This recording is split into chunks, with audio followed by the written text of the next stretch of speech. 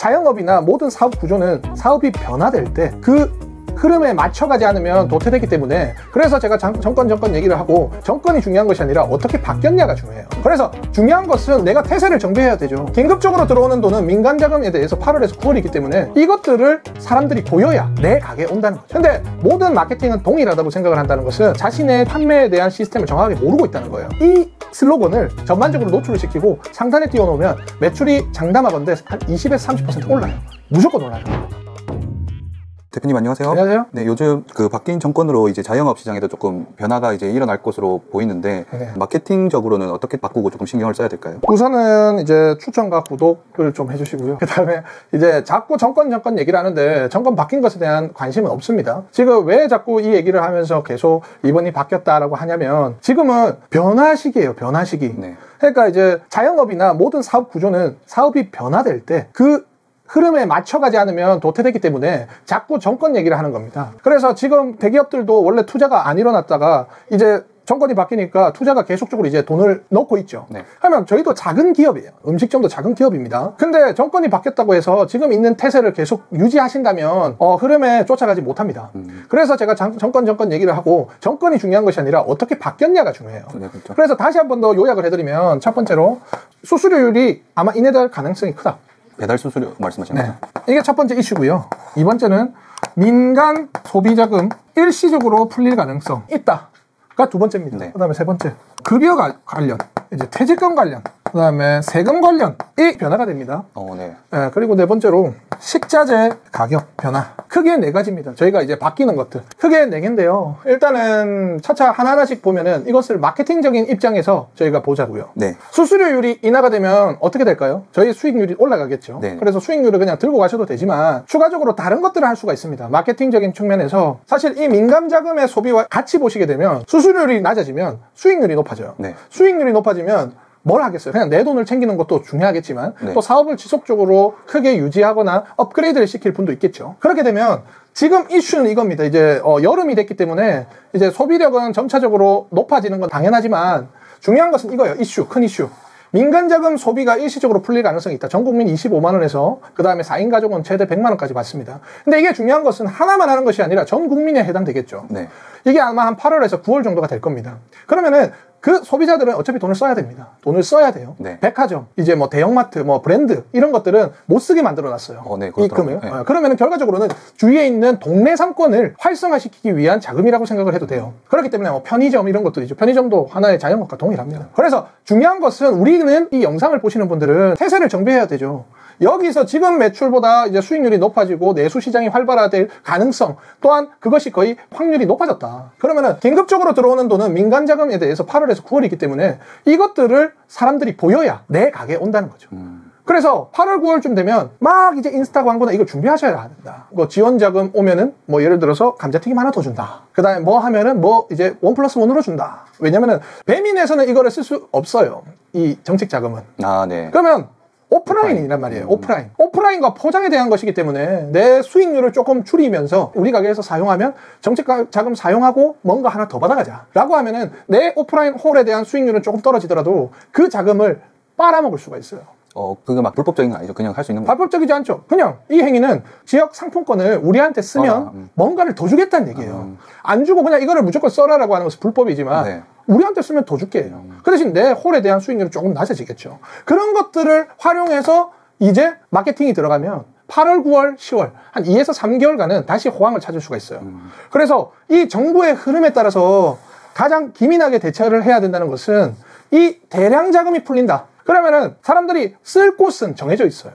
음식점, 네. 편의점 이런 것들이죠. 근데 어차피 써야 될 돈인데 쓰니까 하나 더 준대. 뭐 더 준대? 라고 하면 어디로 집중이 될까요? 그 더 주는 곳으로 이제 당연하죠. 소비처가 정해지기 때문에. 당연하죠. 그러면은 내가 한 5%의 수익률만 낮추더라도 나머지적인 부분에서 수혜를 가질 수 있다는 거예요. 뭐 이미지에도 조금 영향이 있을까요? 이미지에는 더 좋은 영향이 되죠. 민간 자금을 푸는데 우리 가게는 좀 더 주겠다잖아요. 네. 그러니까 가게에서 더 갖는 게 없어요. 주문이 더 많이 나오기 위해서 내가 조금 내려놓는 거예요. 네. 근데 그게 온라인이면은 사실상 수익률이 떨어지니 이 자금에 대한 성향은 오프라인과 홀이에요. 그렇기 때문에 할 수 있는 거예요. 그래서 이런 것들을 어떻게 푸냐? 보통 인스타그램. 제일 큰 건 이제 당근이 엄청나게 먹히겠죠. 소비자들이 이것들을 어떻게 쓰느냐에 대한 부분은 기민하게 대처를 하는 것들은 이제 보통 동네 상권들 해당이 되겠죠. 그래서 인스타, 당근, 네이버 세 개가 가장 힘이 갖춰진다. 여기서 하나만 넣으면 되는 거예요. 정책 자금을 우리한테 쓰면 감자튀김을 스페셜 감자튀김으로 무료로 업그레이드 해줍니다.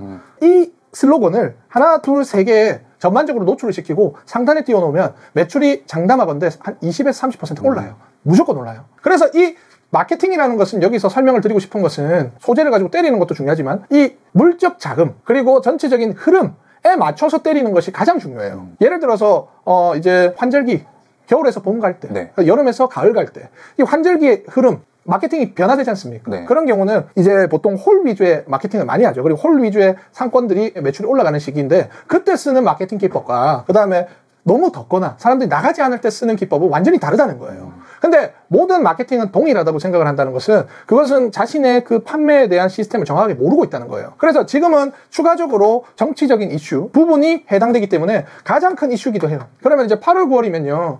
이게 여름입니다. 네. 여름이면 사람들이 더워요. 네네. 그러면은 배달 쪽으로 몰릴 가능성도 있지만 억지로 바깥에 나갈 수도 있겠죠. 그러면은 이게 원래 여름에는 배달 쪽으로 마케팅을 집중적으로 해야 되는 부분이 이 부분 때문에 배달과 오프라인 퍼센테이지를 바꿔 나갈 필요가 있어요. 예를 들어서 저는 여름 같은 경우는 이제 온라인 쪽으로 뭐 한 60%에서 70%를 줬다면 돈을 광고비를 네. 지금 저는 이거로 인해서 한 50%만 반반으로 들고 갈 거예요. 그래서 빨면서 한 달 반응 나오면 바로 또 역전시켜서 들어가 버리면 이 수익률 자체가 달라지겠죠. 이 장사라는 것은 오픈하고 끝이 아니에요. 오픈하는 것은 기본적인 매출이 형성되는 과정이고요. 거기서 내가 매출을 만들어 나가는 과정이에요.